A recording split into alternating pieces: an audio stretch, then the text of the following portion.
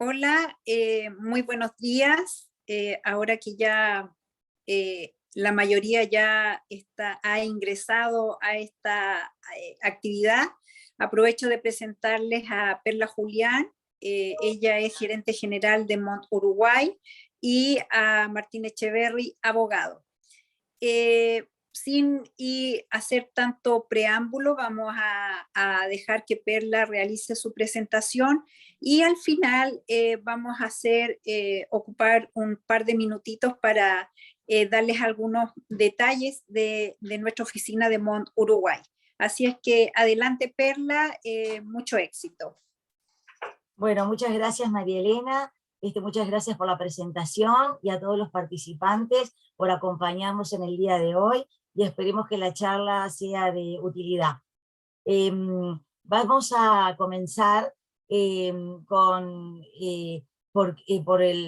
pregunta que nos hacemos: ¿por qué elegir Uruguay como país de destino para iniciar los negocios?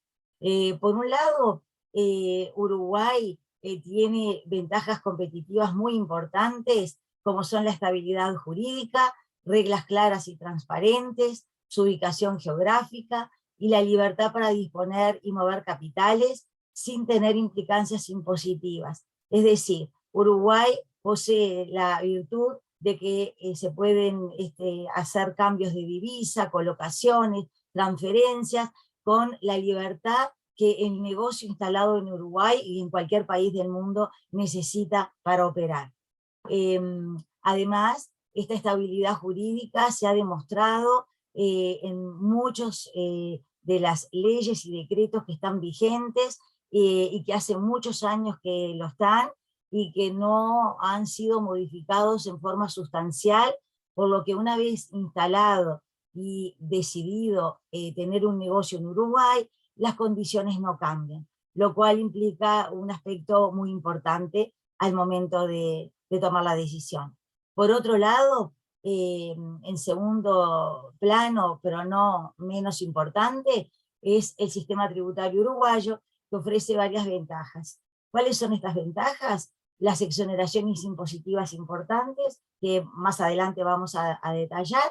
Uruguay ha realizado las reformas tributarias necesarias para que, entre otros objetivos, se adapte a las prácticas internacionales en la materia, cumpliendo con los estándares internacionales de transparencia fiscal e internacional, lo cual también da un respaldo y una seguridad a nivel tributario. En cuanto a los aspectos formales, existen varios tipos societarios que se pueden adaptar de acuerdo al tipo de negocio, dependiendo del tipo de cantidad de socios o otras condiciones que cada una de las personas que se quieran instalar en Uruguay lo vemos, digamos, se tiene que ver y ver cuál se adecua más. Entre ellas están las sociedades anónimas, las sociedades de responsabilidad limitada, las sociedades por acciones simplificadas y las sucursales de las compañías extranjeras. Ahora nos vamos a detener un poco en las sociedades por acciones simplificadas y vamos a ver por qué. En cuanto a los aspectos formales, cuando los inversores extranjeros optan por llevar a cabo sus negocios a través de una sucursal local, y los fideicomisos pueden ser implementados para un propósito particular. La elección del tipo de entidad adecuado depende de múltiples factores, como el número de accionistas, la actividad a desarrollar, la fiscalidad y el mantenimiento de registros, entre otros. En cuanto a las sociedades por acciones simplificadas, este tipo societario es de reciente legislación en el Uruguay, y están vigentes a partir de la aprobación de la ley 19.820. Tiene tres virtudes fundamentales, que son la rapidez de su constitución, los controles, no hay controlador de la Auditoría Interna de la Nación, sino solamente del Registro Nacional de Comercio. En cuanto a los accionistas, que este es un punto fundamental, pueden ser nacionales o extranjeros. los representantes legales y accionistas no tienen por qué residir en el Uruguay, y la administración puede funcionar solo con un representante legal. ¿Qué nos permite esto? Permite la flexibilidad del inversor extranjero de poder constituir una sociedad anónima simplificada en forma rápida y con la sencillez de que no necesariamente tiene que estar dentro del territorio uruguayo, ¿sí? En cuanto a los acuerdos internacionales y convenios para evitar la doble tributación que tiene firmado Uruguay, acá, solo como para que lo tengan como material de consulta, adjuntamos esta transparencia detallando los países con los cuales Uruguay ha firmado convenios para evitar la doble tributación e intercambios de información. Pero yo me quiero detener para explicarles cuál es la diferencia entre un convenio para evitar la doble tributación y un acuerdo de intercambio de información. Por un lado, los convenios para evitar la doble imposición tienen como finalidad evitar la doble tributación de los contribuyentes, previniendo el efecto disuasivo que pueda tener la doble tributación sobre la circulación de bienes y servicios, la libertad de inversiones internacionales y la transmisión de tecnología. Los acuerdos de intercambio de información, sin embargo, tienen como finalidad mejorar la cooperación entre las administraciones tributarias, permitiendo a los estados contratantes el acceso a la información previsiblemente pertinente para el cobro de sus impuestos, así como para detectar la evasión y combatir el fraude fiscal. Esto hay que tenerlo claro porque no es lo mismo un CDI, o sea, un convenio para evitar la doble imposición, que un convenio de acuerdo de información. Por otro lado, Uruguay también tiene firmados 2 tratados de libre comercio, uno con México y otro con Chile, el primero vigente a partir del año 2004 y el segundo vigente a partir del año 2016. En cuanto a siguiendo, digamos, con las obligaciones formales que hay que cumplir en el Uruguay, una vez instalada la sociedad, todas las entidades deberán revelar al Banco Central la identidad de los accionistas y la cadena corporativa de propiedad hasta sus beneficiarios finales, entendidos como aquellas personas físicas que directa o indirectamente posean al menos el 15% del capital social. O sea que la información va hasta la tenencia de ese 15% del capital social. No obstante lo anterior, las empresas cuyas acciones cotizan en bolsa o son propiedad de fondos de inversión o fideicomisos extranjeros pueden estar exentos, siempre que estos últimos cumplan con disposiciones similares en su país de origen y esté vigente un acuerdo de intercambio de información entre ambos. Obviamente esto es porque ya la información se tiene por otra vía, ¿verdad? Ahora vamos a pasar al sistema tributario uruguayo en sí, que era el segundo aspecto que vimos al iniciar la charla. Los principales impuestos directos vigentes en Uruguay son el impuesto a la renta, el impuesto que se divide en el impuesto a la renta empresarial, el impuesto a la renta de las personas físicas y el impuesto a la renta de los no residentes. Y por otro lado, el impuesto al patrimonio. Los principales impuestos indirectos son el impuesto al valor agregado y el IMESI, que grava la primera enajenación de ciertos bienes, como pueden ser las bebidas, tabaco, vehículos, cosméticos, combustibles. Vamos ahora a entrar a analizar cada uno de los impuestos que vimos, el impuesto a la renta, ¿sí? Vamos a comenzar con el impuesto a la renta a las actividades empresariales. Grava las rentas de fuente uruguaya derivadas de actividades económicas de cualquier naturaleza. ¿Cuáles son las rentas comprendidas? Son las rentas empresariales, que es la operativa de un negocio común, las asimiladas a rentas empresariales por la habitualidad en la enajenación de inmuebles, y las comprendidas en el impuesto a la renta de las personas físicas, que por opción o en forma presentiva, que se pasa en forma presentiva cuando los ingresos superan las 4 millones de UI, que el equivalente en dólares son $436.000 dentro del ejercicio económico, ¿verdad? ¿Cuáles son los sujetos pasivos que están obligados al impuesto a la renta de las actividades empresariales? Son las sociedades residentes en la República, los establecimientos permanentes de entidades no residentes en la República, y las asociaciones y sociedades civiles, agrarias y entre otros.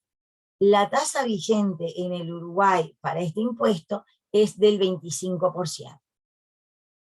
Ahora vamos a ver el principio de la territorialidad, que es la clave para entender qué es lo que se grava y lo que no se grava dentro del territorio uruguayo.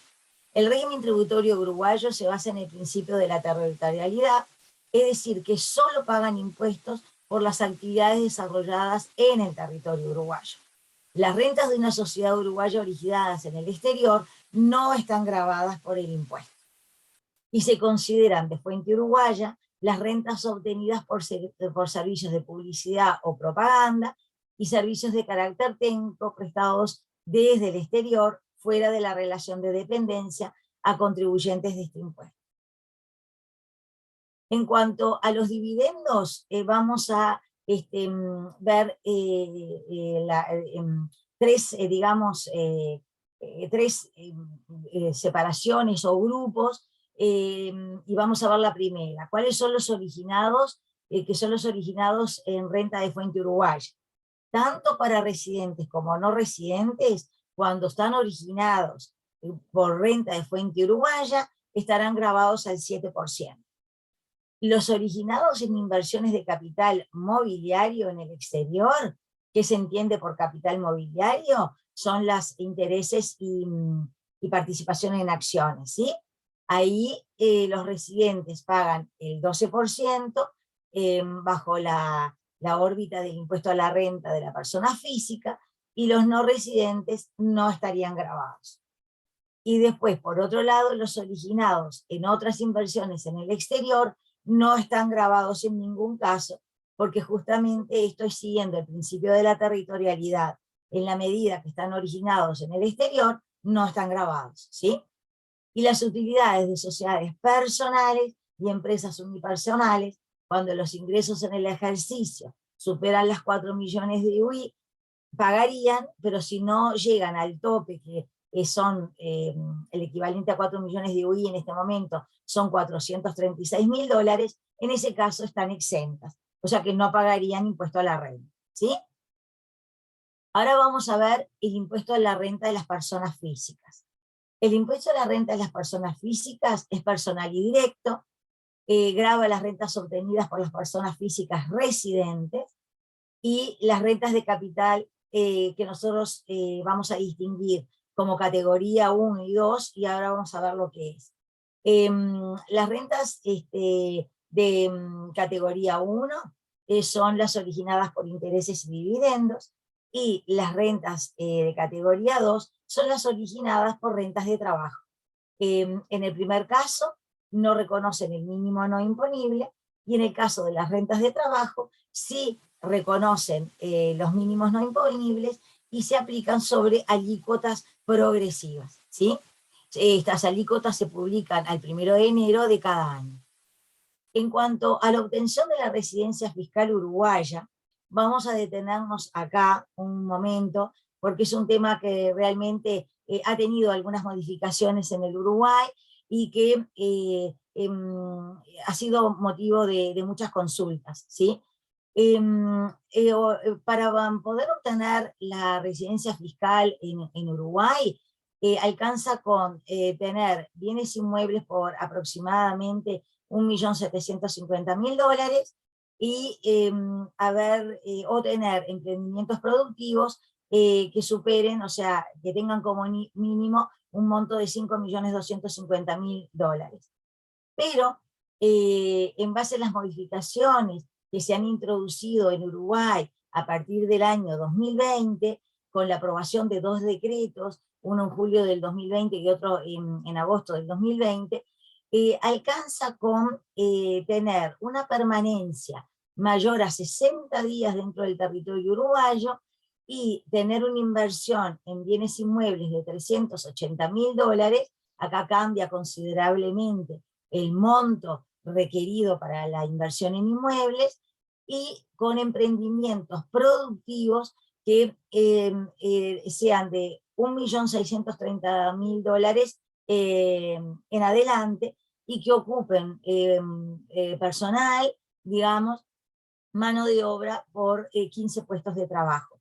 Obviamente, esto implica una flexibilidad importante, porque obviamente la inversión exigida es bastante menor.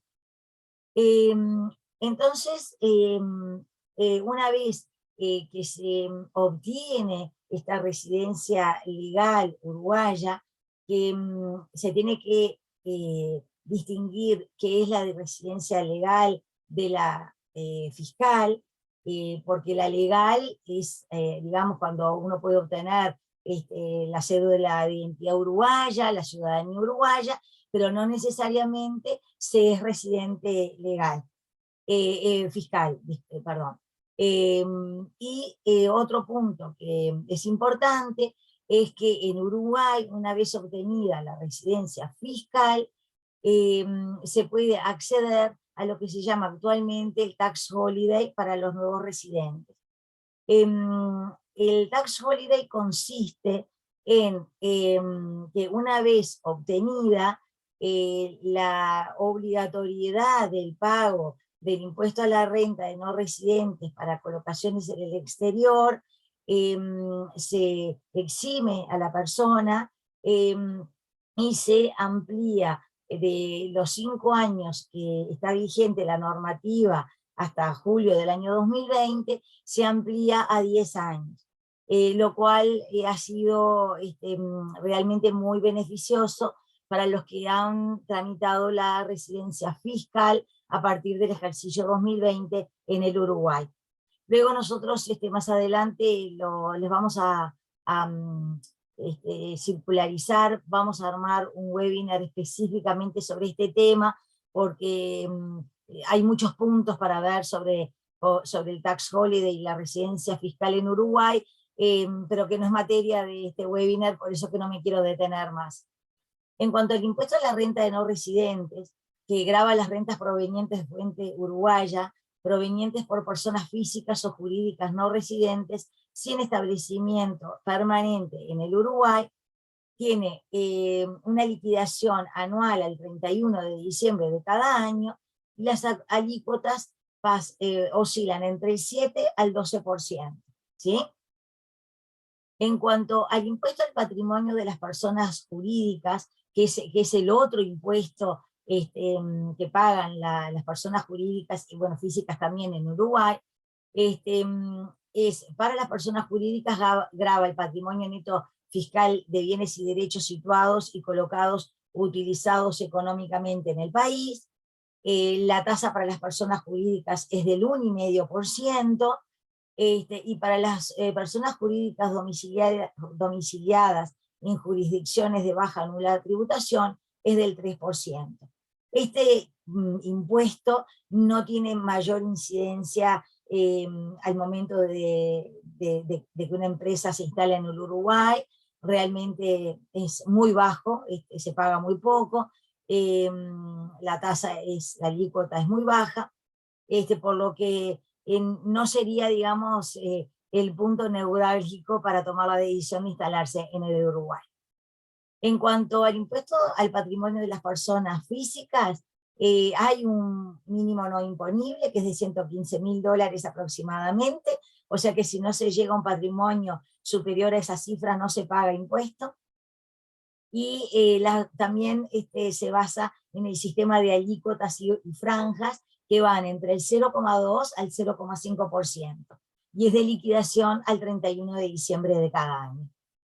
Acá yo les paso, solamente para que lo tengan como material de consulta, las franjas y alícuotas y los montos, digamos, que se deben considerar para saber si se está gravado o no por el impuesto al patrimonio.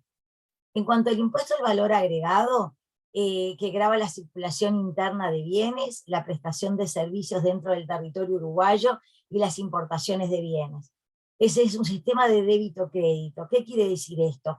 Yo genero un IVA ventas por las ventas de mi empresa y deduzco el IVA compras generado por mis insumos y las compras que haga a lo largo del ejercicio, ¿sí? La tasa básica es del 22%, y la tasa reducida, que grava algunos servicios o bienes, como pueden ser los servicios de salud, medicinas, hoteles, entre otros, del 10%. Existen algunos bienes que están exonerados, como los libros, exportaciones en general, y otros bienes que existe una lista, digamos, taxativa que nos dice la DGI, la Administración Fiscal Uruguaya, cuáles serían esos bienes exonerados. En materia de regímenes especiales, Uruguay se hace muy atractivo porque existen muchos beneficios fiscales y uno de ellos son las zonas francas. Las zonas francas son áreas del territorio nacional de propiedad pública o privada, delimitadas y cercadas perimetralmente, de modo de garantizar su aislamiento del resto del territorio nacional, las que serán determinadas por el Poder Ejecutivo. Una vez que una empresa decide instalarse dentro de las zonas francas, está exenta de impuestos, especialmente impuesto a la renta e impuesto al patrimonio, y lo que hace muy atractivo, digamos, la instalación de negocios dentro de las zonas francas. Actualmente hay 12 zonas francas autorizadas a operar, 3 están destinadas exclusivamente a la producción de celulosa, 2 de las zonas francas habilitadas son edificios en Montevideo que prestan servicios, y las otras zonas francas reúnen empresas de distintas industrias, como ser logística, distribuidoras de laboratorios, servicios financieros, entre otros, ¿sí?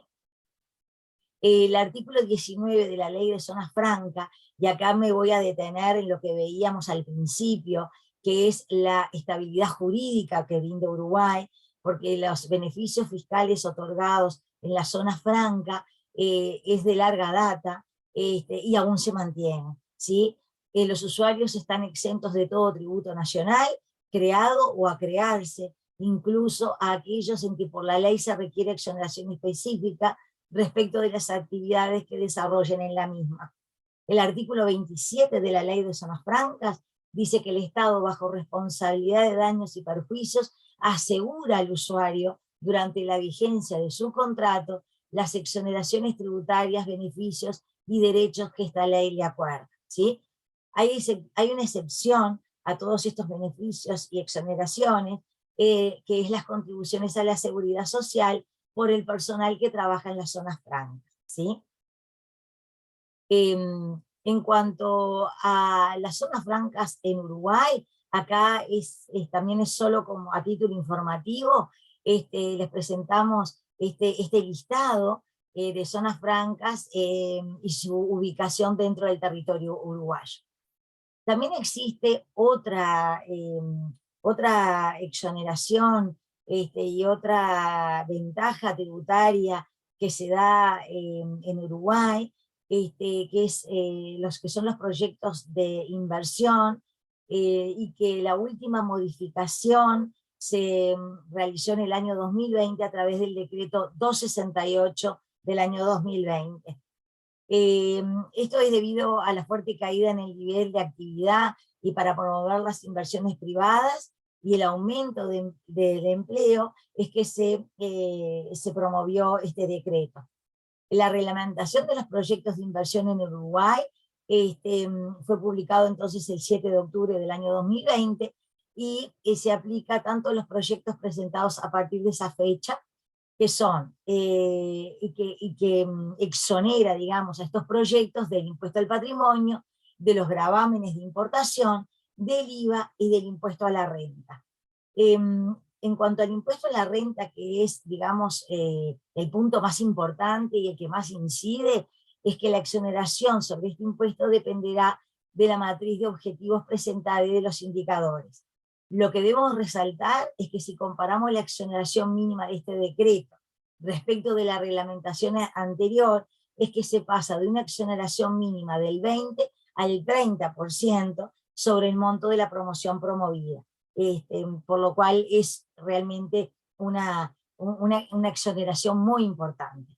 El decreto también establece un mínimo anual del impuesto durante todo el periodo de exoneración del 10%. En cuanto a los principales cambios que se dieron, que son los vigentes ahora con este decreto, son en cuanto a la inversión computable, a la exoneración del IDAE, como ya vimos que es superior en este momento, a la matriz de indicadores y al seguimiento y pérdida de beneficios.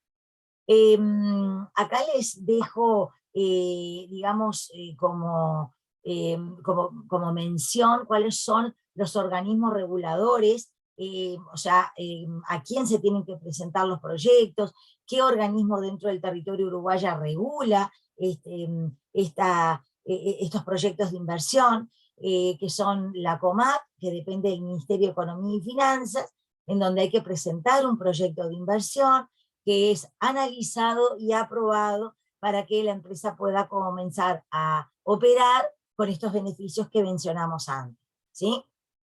En cuanto a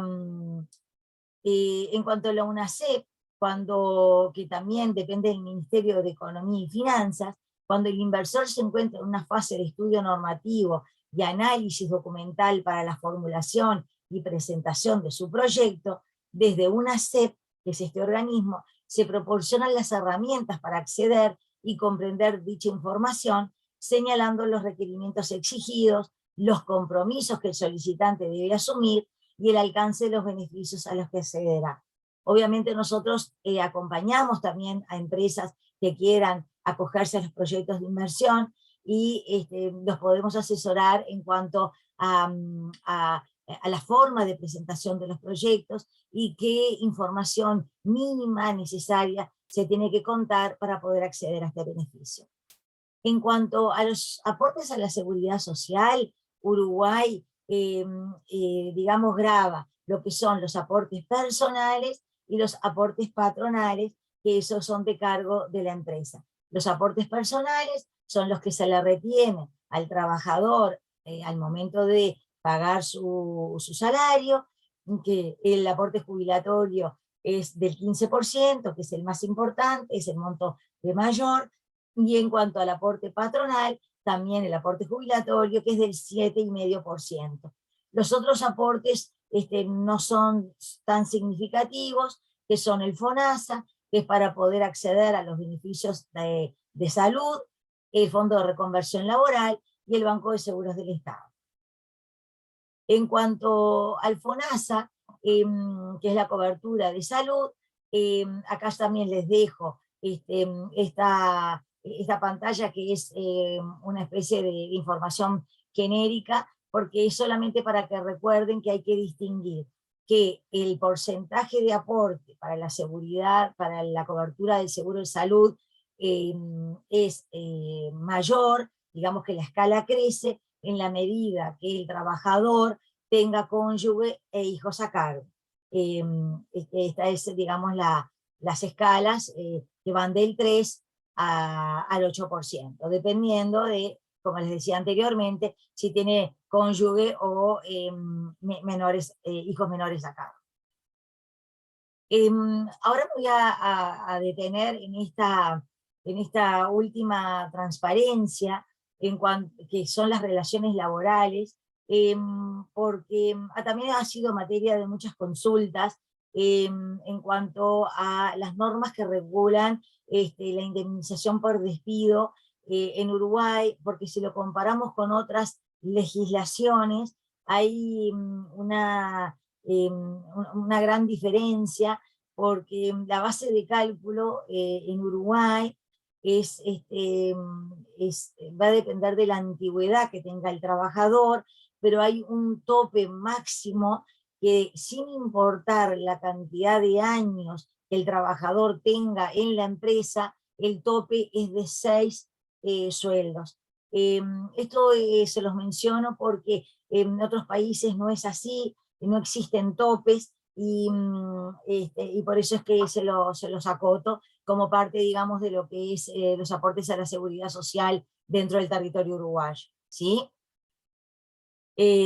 Bueno, acá les dejamos los mails en donde se pueden comunicar con nosotros. Obviamente ahora vamos a pasar a la instancia de preguntas y respuestas, y también les vamos a dejar las direcciones y teléfonos, email de nuestras diferentes oficinas, que las están viendo ahora en pantalla, ¿sí? Ahora vamos a ver si tenemos alguna pregunta. No duden en preguntar.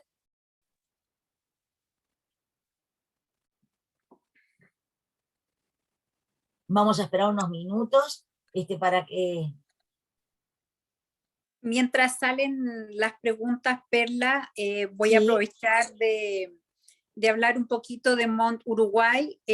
Lo que nosotros hacemos en Uruguay y en los distintos países que ustedes están viendo ahí en la presentación de Perla, es nosotros colaboramos con los empresarios que deciden iniciar operaciones en el exterior y colaboramos en todo el proceso desde la constitución de la sociedad hasta acompañarlos en la operación del día a día en temas administrativos, contables, etcétera.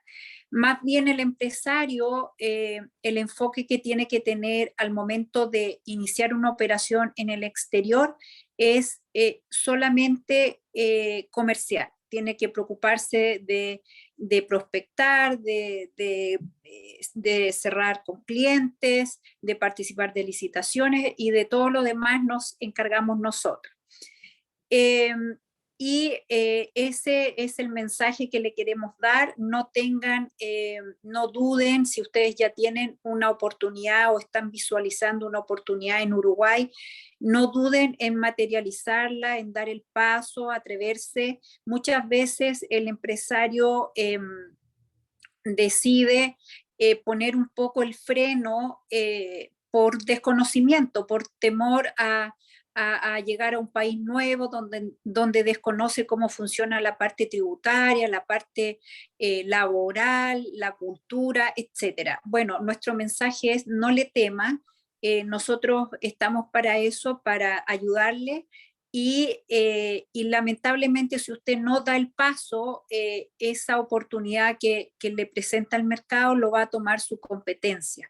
Así es que ese es en nuestro deseo, que ustedes, teniendo ya una oportunidad o visualizando, o a lo mejor su cliente que usted tiene en Chile se va a instalar en Uruguay u otro país y necesita que usted también lo siga, no tema. Mont está para colaborarle actualmente en los 11 países donde tenemos operaciones. Así es que eso es. Cualquier duda, inquietud que haya quedado, por nuestra parte quedamos a disposición. Le pueden escribir directamente a Perla. Así es que nosotros vamos a quedar atentos. Creo que no hay ninguna pregunta por el momento. Sí, creo que no.